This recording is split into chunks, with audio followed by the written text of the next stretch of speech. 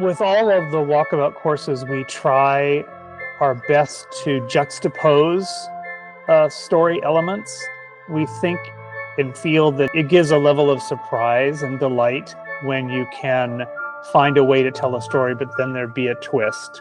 So we knew we wanted to do an abandoned amusement park. Hemming requested that we try to focus it on a nursery rhyme, a Mother Goose theme. It has this once wholesome past, and what makes it a little sinister is just how dilapidated and sort of decomposed that environment is. Concept sketches are just a way to have a conversation with the design team as far as whether or not things are heading in the right direction. I'm given the job to design a dilapidated amusement park. What would I do? I grew up in the San Francisco Bay Area where Fairyland exists in Oakland, and I have very, very fond and yet mixed memories of going through what was meant to be a wholesome, child-friendly environment, but it had aged a lot. There was a lot of black mold happening on some of those figures, so there was kind of a scary edge to them, despite the fact that they were supposed to be depicting lovely childhood nursery rhyme themes. You'll see probably on this course more than previous ones, there's a bunch of sketches of things we just didn't end up doing. So there was a variety of entrances that we played with before we landed on the oversized goose in a basket ticket office.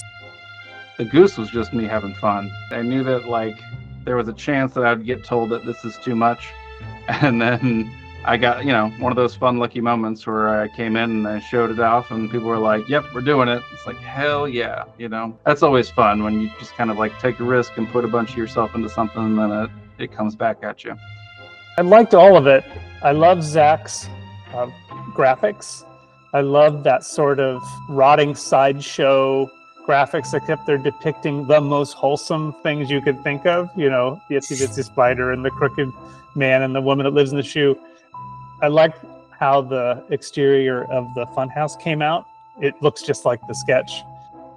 We had a basic idea of what the size of the rooms and the progression of going through the rooms were, but we weren't 100% sure of what was going to go in any of them. I feel like this was a fun way to pay a little homage to the era that we were trying to hit. A lot of classic imagery mixed with a little bit of engineering.